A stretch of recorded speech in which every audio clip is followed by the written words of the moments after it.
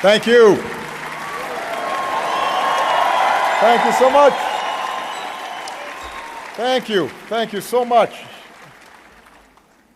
Well, Madam Chairwoman, thank you so much for your kind words and your leadership.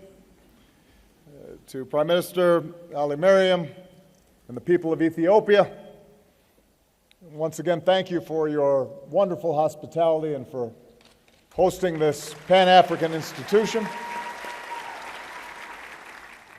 To members of the African Union, distinguished guests, ladies and gentlemen, thank you for welcoming me here today. It is a great honor to be the first President of the United States to address the African Union.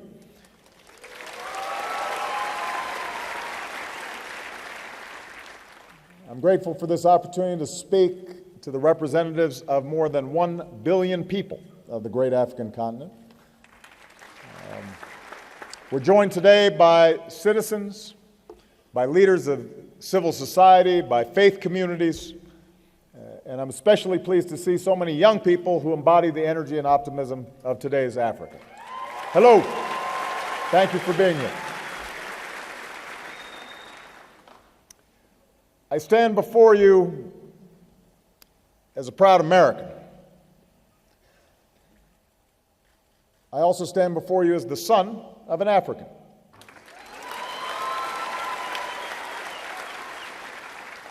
Africa and its people helped to shape America and allowed it to become the great nation that it is, and Africa and its people have helped shape who I am and how I see the world. In the villages in Kenya where my father was born, I learned of my ancestors and the life of my grandfather, the dreams of my father, the bonds of family that connect us all as Africans and Americans. As parents, Michelle and I want to make sure that our two daughters know their heritage, European and African, in all of its strengths and all of its struggle. So we've taken our daughters and stood with them on the shores of West Africa, in those doors of no return, mindful that their ancestors were both slaves and slave owners. We've stood with them in that small cell on Robben Island, where Madiba showed the world that no matter the nature of his physical confinement, he alone was the master of his fate.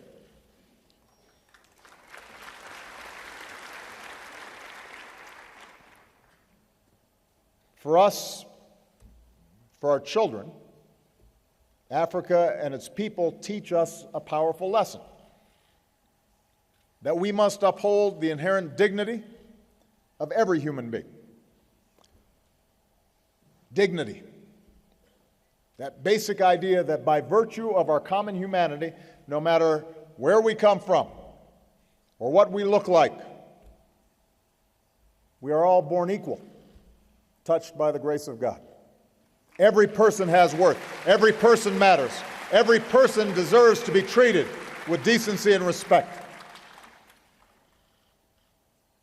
Throughout much of history, mankind did not see this. Dignity was seen as a virtue reserved to those of rank and privilege, kings and elders. It took a revolution of the spirit over many centuries to open our eyes to the dignity of every person. And around the world, generations have struggled to put this idea into practice in laws and in institutions. So too here in Africa. This is the cradle of humanity. And ancient African kingdoms were home to great libraries and universities. But the evil of slavery took root, not only abroad, but here on the continent. Colonialism skewed Africa's economy and robbed people of their capacity to shape their own destiny. Eventually, liberation movements grew. And 50 years ago, in a great burst of self-determination, Africans rejoiced as foreign flags came down. and your national flags went up. As South Africa's Albert Lutuli said at the time, the basis for peace and brotherhood in Africa is being restored by the resurrection of national sovereignty and independence, of equality and the dignity of man. A half-century into this independence era, it is long past time to put aside old stereotypes of an Africa forever mired in poverty and conflict. The world must recognize Africa's extraordinary progress. Today, Africa is one of the fastest-growing regions in the world. Africa's middle class is projected to grow to more than 1 billion consumers, with hundreds of millions of mobile phones, surging access to the internet. Africans are beginning to leapfrog old technologies into new prosperity. Africa is on the move. A new Africa is emerging. Propelled by this progress and in partnership with the world, Africa has achieved historic gains in health. The rate of new HIV/AIDS infections has plummeted. African mothers are more likely to survive childbirth and have healthy babies. Deaths from malaria have been slashed, saving the lives of millions of African children. Millions have been lifted from extreme poverty. Africa has led the world in sending more children to school. In other words, more and more African men, women, and children are living with dignity and with hope.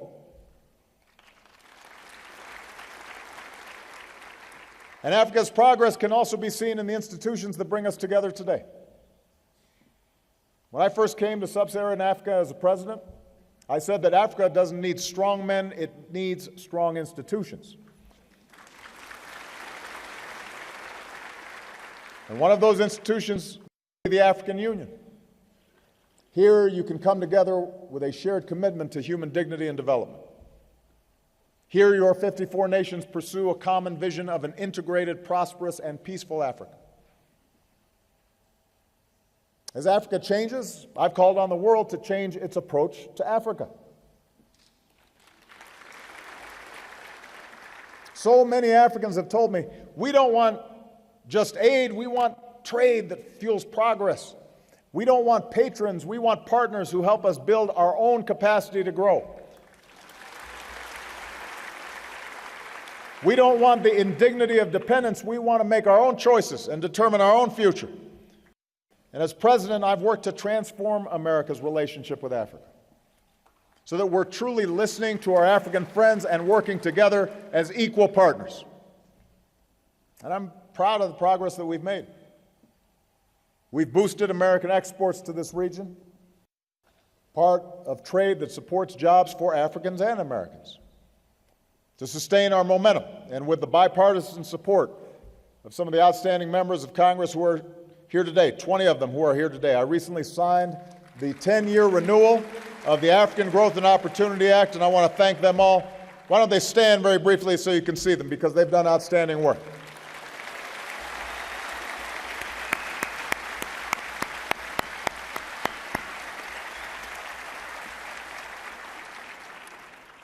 We've launched major initiatives to promote food security and public health and access to electricity, and to prepare the next generation of African leaders and entrepreneurs, investments that will help fuel Africa's rise for decades to come.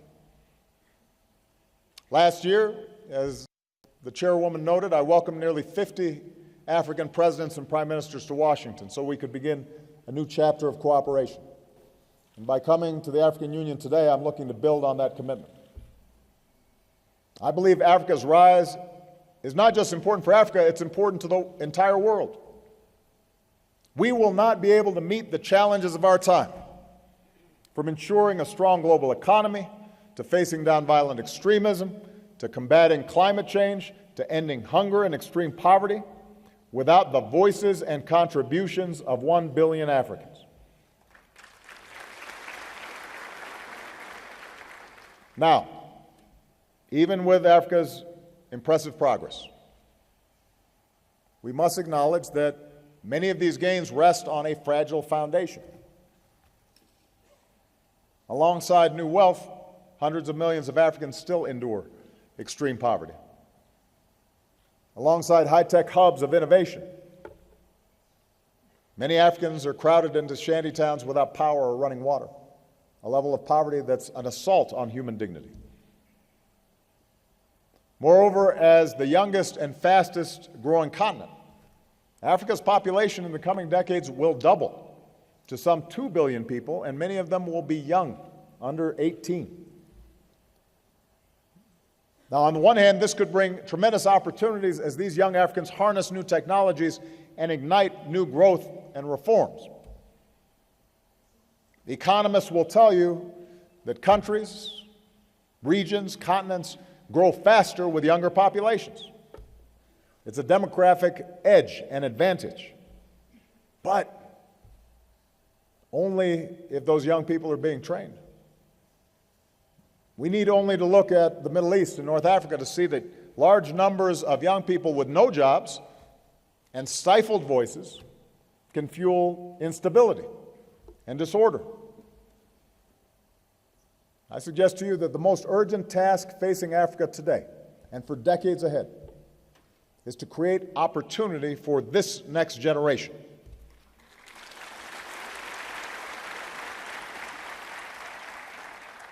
And this will be an enormous undertaking. Africa will need to generate millions more jobs than it's doing right now, and time is of the essence. The choices made today will shape the trajectory of Africa and therefore the world for decades to come. And as your partner and your friend, allow me to suggest several ways that we can meet this challenge together. Africa's progress will depend on unleashing economic growth, not just for the few at the top, but for the many, because an essential element of dignity is being able to live a decent life. That begins with a job, and that requires trade and investment. Many of your nations have made important reforms to attract investment. It's been a spark for growth. But in many places across Africa, it's still too hard to start a venture, still too hard to build a business. Governments that take additional reforms to make doing business easier will have an eager partner in the United States. And that includes reforms to help Africa trade more with itself, as the chairwoman and I discussed before we came out here today. Because the biggest markets for your goods are often right next door. You don't have to just look overseas for growth. You can look internally.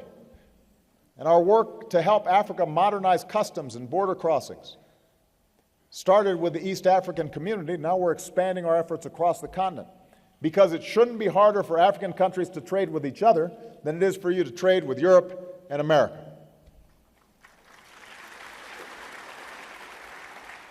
Now, most U.S. trade with the region is with just 3 countries: South Africa, Nigeria, and Angola. And much of that is in the form of energy. I want Africans and Americans doing more business together in more sectors, in more countries. So we're increasing trade missions to places like Tanzania, Ethiopia, Mozambique. We're working to help more Africans get their goods to market. Next year, we'll host another U.S.-Africa Business Forum to mobilize billions of dollars in new trade and investment. So we're buying more of each other's products and all growing together. Now, the United States isn't the only country that sees your growth as an opportunity, and that is a good thing. When more countries invest responsibly in Africa, it creates more jobs and prosperity for us all. So I want to encourage everybody to do business with Africa. And African countries should want to do business with every country. But economic relationships can't simply be about building countries' infrastructure with foreign labor or extracting Africa's natural resources. Real economic partnerships have to be a good deal for Africa. They have to create jobs and capacity for Africans. And that includes the point that Chairwoman Zuma made about illicit flows with multinationals, which is one of the reasons that we've been a leading advocate working with the G7 to assist in making sure that there's honest accounting when businesses are investing here in here in Africa, and making sure that capital flows are properly accounted for. That's the kind of partnership America offers. Nothing will unlock Africa's economic potential more than ending the cancer of corruption. And you are right that it is not just a problem of Africa, it is a problem of those who do business with Africa. It is not unique to Africa. Corruption exists all over the world, including in the United States. But here in Africa, corruption drains billions of dollars from economies that can't afford to lose billions of dollars. That's money that could be used to create jobs and build hospitals and schools. And when someone has to pay a bribe just to start a business or go to school or get an official to do the job they're supposed to be doing anyway, that's not the African way. It undermines the dignity of the people you represent. Only Africans can end corruption in their countries. As African governments commit to take action, the United States will work with you to combat illicit financing and promote good governance and transparency and rule of law. And we already have strong laws in place that say to U.S. companies, you can't engage in bribery to try to get business, which not all countries have. And we actually enforce it and police it. And let me add that criminal networks are both fueling corruption and threatening Africa's precious wildlife, and with it the tourism that many African economies count on. So America also stands with you in the fight against wildlife trafficking. That's something that has to be addressed.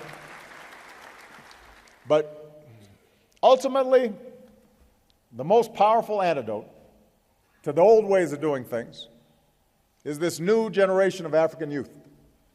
History shows that the nations that do best are the ones that invest in the education of their people.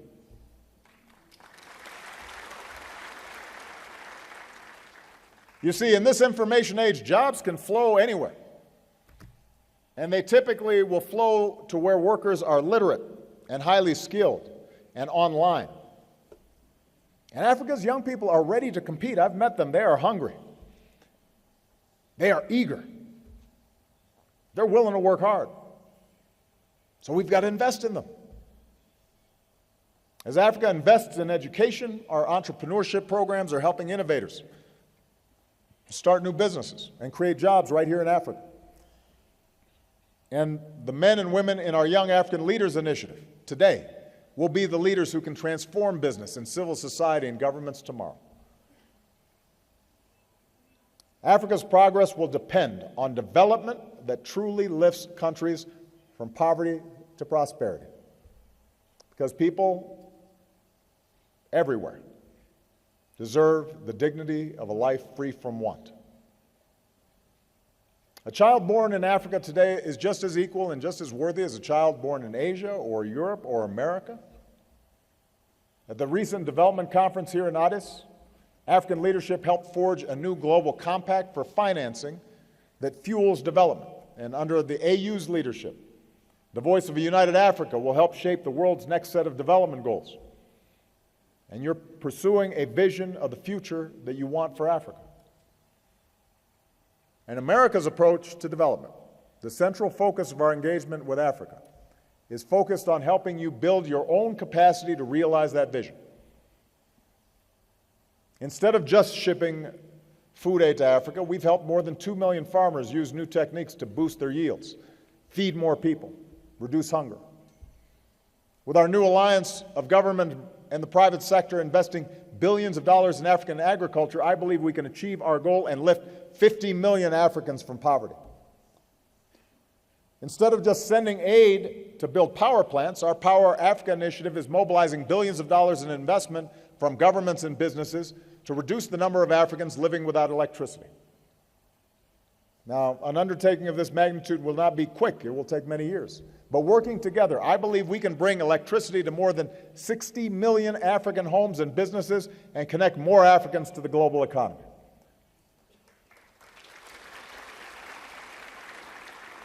Instead of just telling Africa, you're on your own in dealing with climate change, we're delivering new tools and financing to more than 40 African nations to help them prepare and adapt.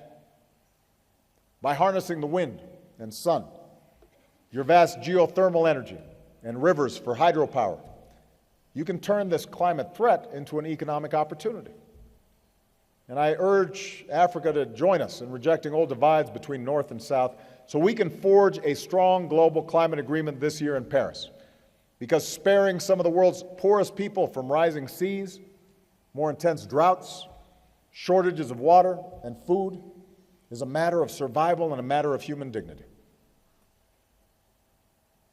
Instead of just sending medicine, we're investing in better treatments and helping Africa prevent and treat diseases. As the United States continues to provide billions of dollars in the fight against HIV/AIDS, and as your countries take greater ownership of health programs, we're moving toward a historic accomplishment: the first AIDS-free generation.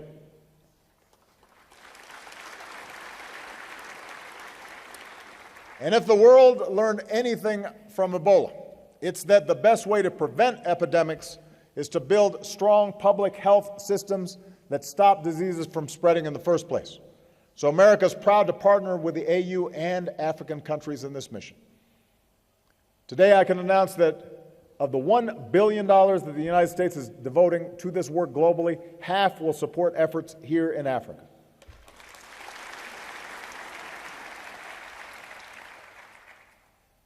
I believe Africa's progress will also depend on democracy, because Africans, like people everywhere, deserve the dignity of being in control of their own lives.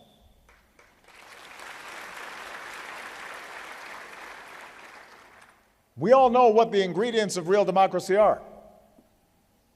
They include free and fair elections, but also freedom of speech and the press, freedom of assembly. These rights are universal. They're written into African constitutions.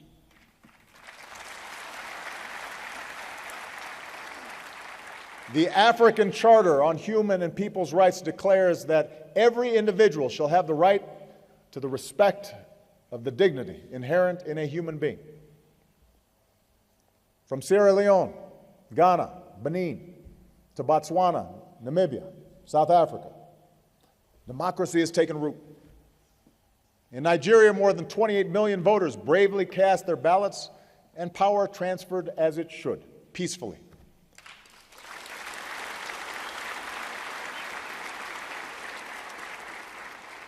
Yet at this very moment, these same freedoms are denied to many Africans.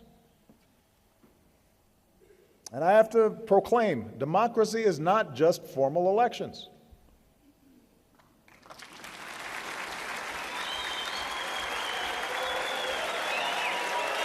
You know,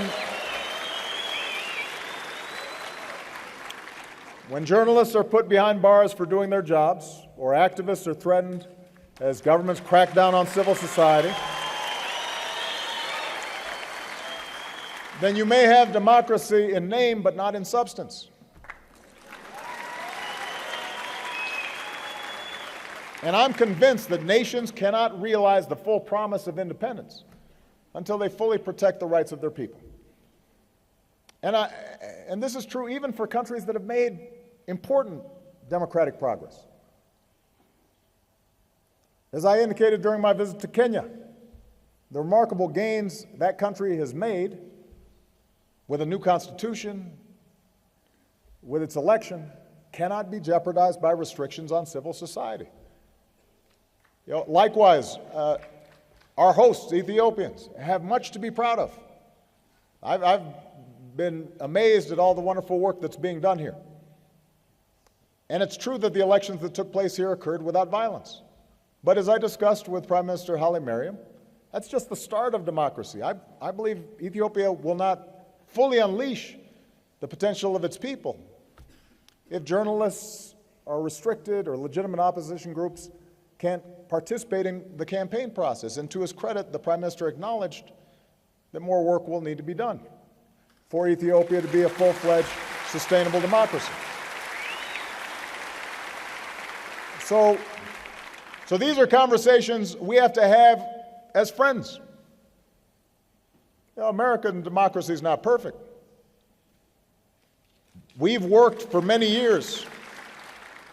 But one thing we do is we continually re-examine to figure out how can we make our democracy better. And that's a source of strength for us, being willing to look and see, honestly, what we need to be doing to fulfill the promise of our founding documents. And every country has to go through that process. No country is perfect, but we have to be honest and strive to expand freedoms, to broaden democracy.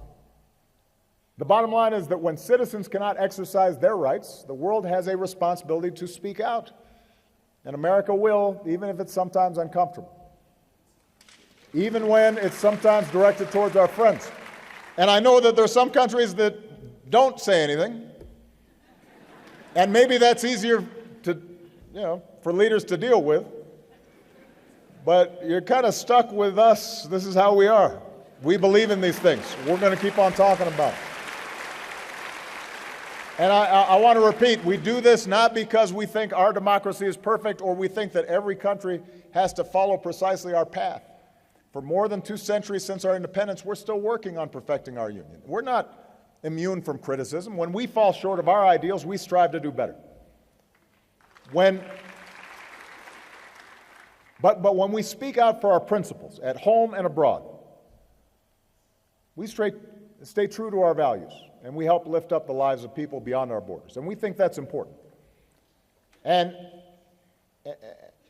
it's especially important, I believe, for those of us of African descent, because we've known what it feels like to be on the receiving end of injustice.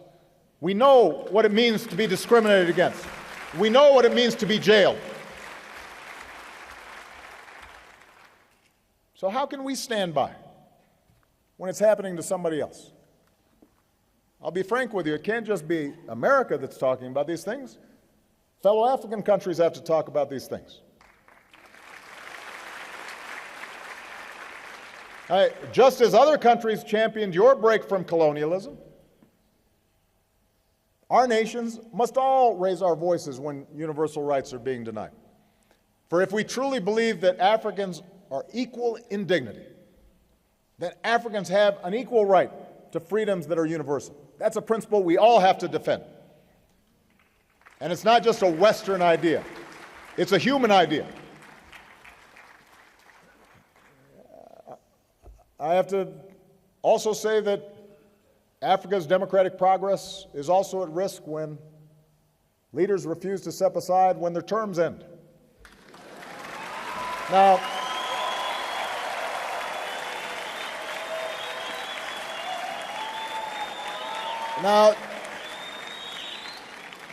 let me be honest with you. I do not understand this.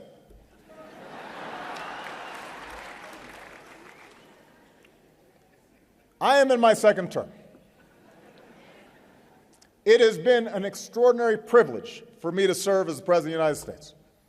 I cannot imagine a greater honor or a more interesting job. I love my work. But under our Constitution, I cannot run again. I can't run again. I actually think I'm a pretty good president. I think if I ran, I could win. But I can't.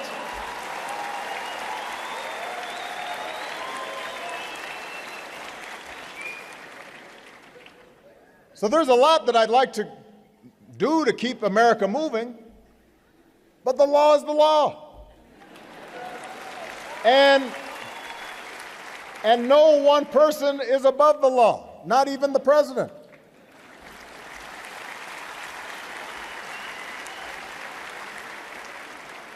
And I'll be honest with you, I'm looking forward to life after being president.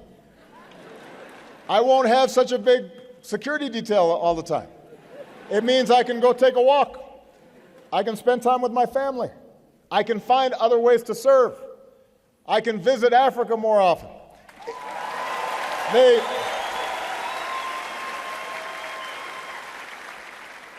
The point is, I don't understand why people want to stay so long.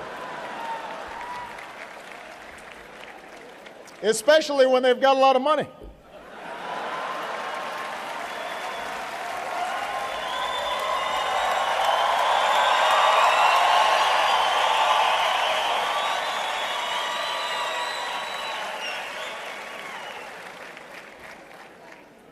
When a leader tries to change the rules in the middle of the game just to stay in office, it risks instability and strife, as we've seen in Burundi. And this is often just a first step down a perilous path. And sometimes you'll hear a leader say, well, I'm the only person who can hold this nation together. If that's true, then that leader has failed to truly build their nation. You look at Nelson Mandela. Madiba, like George Washington, forged a lasting legacy, not only because of what they did in office, but because they were willing to leave office and transfer power peacefully.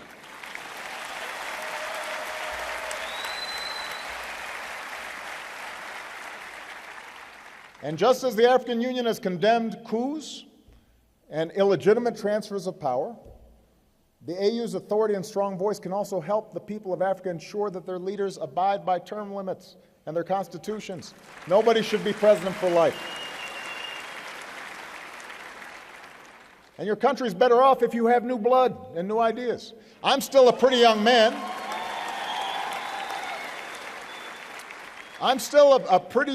But I know that somebody with new energy and new insights will be good for my country. It will be good for yours too in some cases. Africa's progress will also depend on security and peace, because an essential part of human dignity is being safe and free from fear. In Angola, Mozambique, Liberia, Sierra Leone, we've seen conflicts end and countries work to rebuild. But from Somalia and Nigeria to Mali and Tunisia, terrorists continue to target innocent civilians. Many of these groups claim the banner of religion, but hundreds of millions of African Muslims know that Islam means peace. And we must call groups like Al-Qaeda, ISIL, Al-Shabaab, Boko Haram, we must call them what they are, murderers.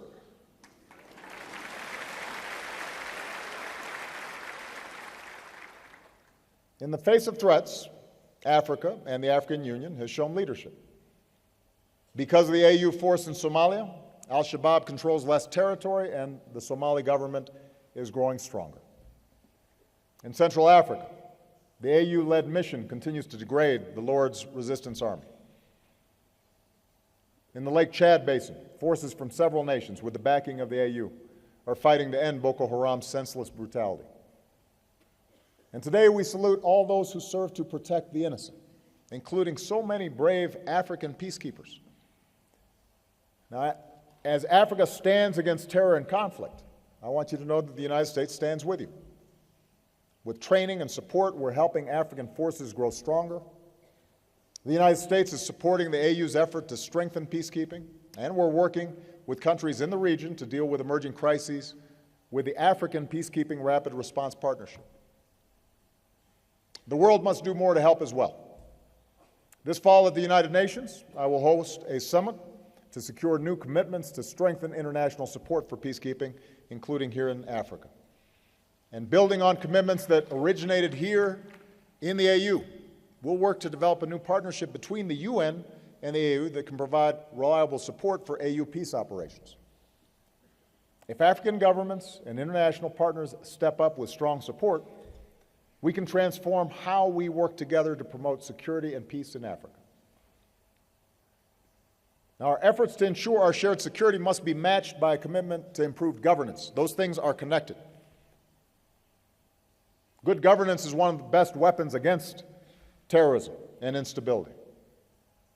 Our fight against terrorist groups, for example, will never be won if we fail to address legitimate grievances that terrorists may try to exploit, if we don't build trust with all communities, if we don't uphold the rule of law. There's a saying, and I believe it is true: if we sacrifice liberty in the name of security, we risk losing both.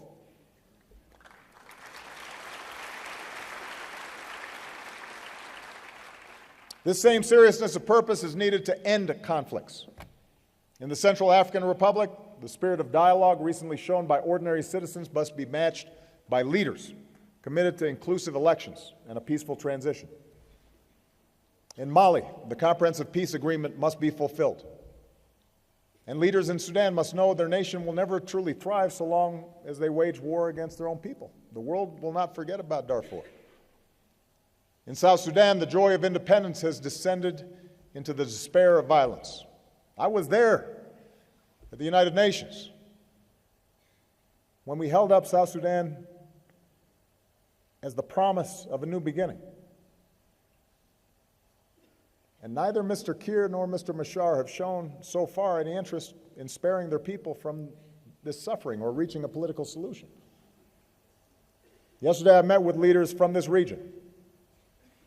We agree that given the current situation, Mr. Kiir and Mr. Machar must reach an agreement by August 17th, because if they do not, I believe the international community must raise the costs of intransigence. And the world awaits the report of the AU Commission of Inquiry, because accountability for atrocities must be part of any lasting peace in Africa's youngest nation.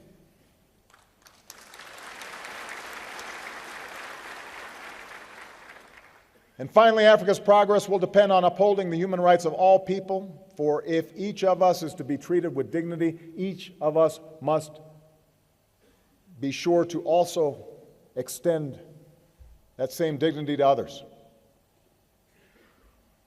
As president, I make it a point to meet with many of our young African leaders, and one was a young man from Senegal.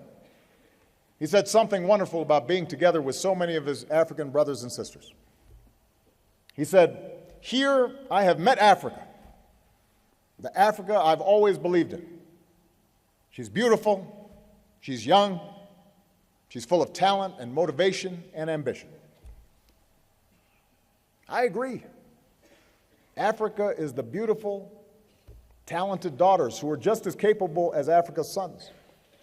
And as a father, I believe that my two daughters have to have the same chance to pursue their dreams as anybody's son, and that same thing holds true for girls here in Africa. Our girls have to be treated the same. We can't let old traditions stand in the way. The march of history shows that we have the capacity to broaden our moral imaginations. We come to see that some traditions are good for us. They keep us grounded.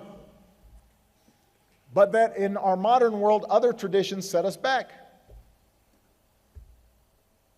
When African girls are subjected to the mutilation of their bodies or forced into marriage at the ages of 9 or 10 or 11, that sets us back. That's not a good tradition. It needs to end.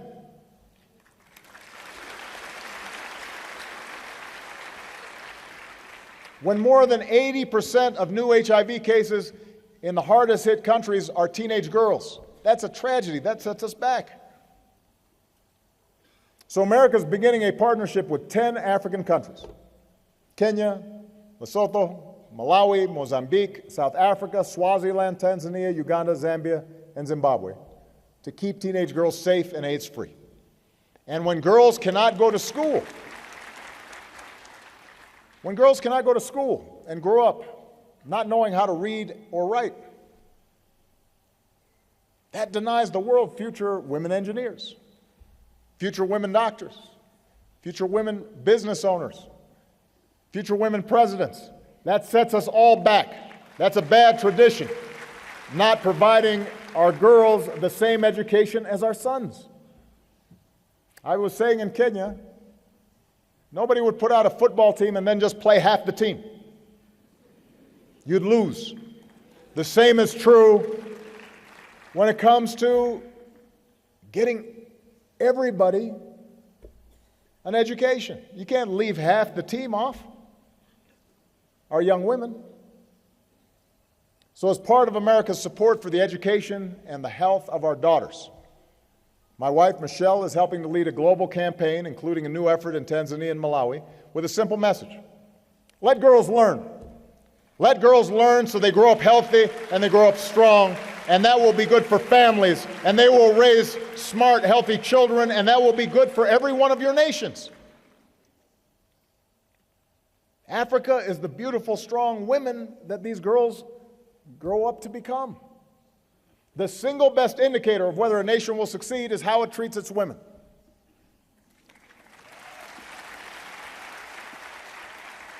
When women have health care and women have education, families are stronger, communities are more prosperous, children do better in school, nations are more prosperous. Look at the amazing African women here in this hall. If you want your country to grow and succeed, you have to empower your women. And if you want to empower more women, America will be your partner. Let's work together. Let's work together to stop sexual assault and domestic violence. Let's make clear that we will not tolerate rape as a weapon of war. It's a crime, and those who commit it must be punished. Let's lift up the next generation of women leaders who can help fight injustice and forge peace and start new businesses and create jobs. And some might hire some men, too.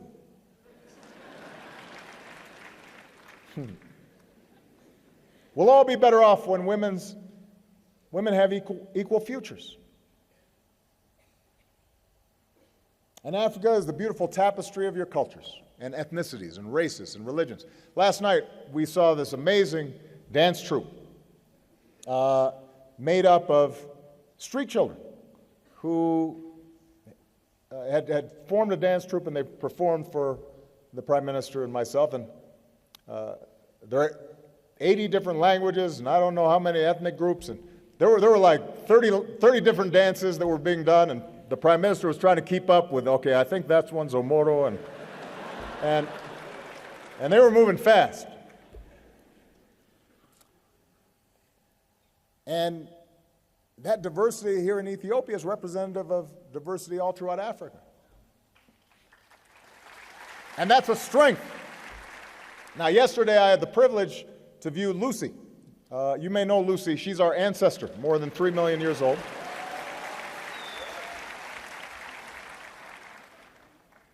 In this tree of humanity, with all of our branches and diversity, we all go back to the same root. We're all one family. We're all one tribe.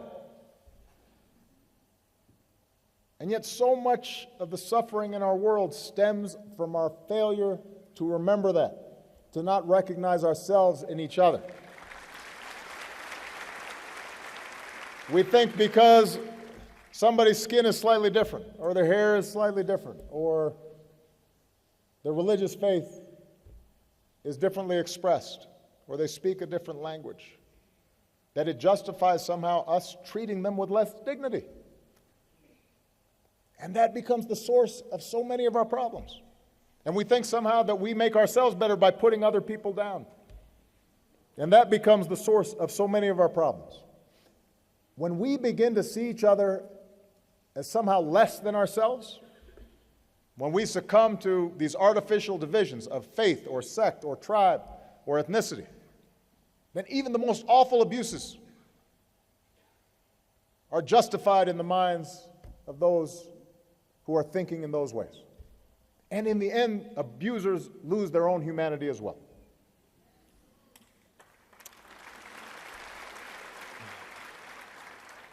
Nelson Mandela taught us to be free is not merely to cast off one's chains, but to live in a way that respects and enhances the freedom of others. Every one of us is equal. Every one of us has worth. Every one of us matters. And when we respect the freedom of others, no matter the color of their skin or how they pray or who they are or who they love. We are all more free. Your dignity depends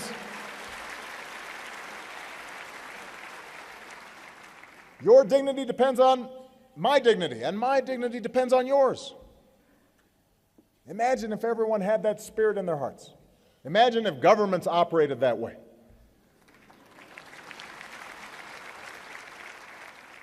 Just imagine what the world could look like, the future that we could bequeath these young people. Yes, in our world, old thinking can be a stubborn thing. That's one of the reasons why we need term limits. Old people think old ways. And you can see my gray hair, I'm getting old. The old ways can be stubborn, but I believe the human heart is stronger. I believe hearts can change. I believe minds can open. That's how change happens. That's how societies move forward. It's not always a straight line. Step by halting step. Sometimes you go forward, you move back a little bit. But I believe we are marching, we are pointing towards ideals of justice and equality. That's how your nations won independence, not just with rifles, but with principles and ideals. That's how African Americans won our civil rights. That's how South Africans, black and white, tore down apartheid. That's why I can stand before you today as the first African American president of the United States.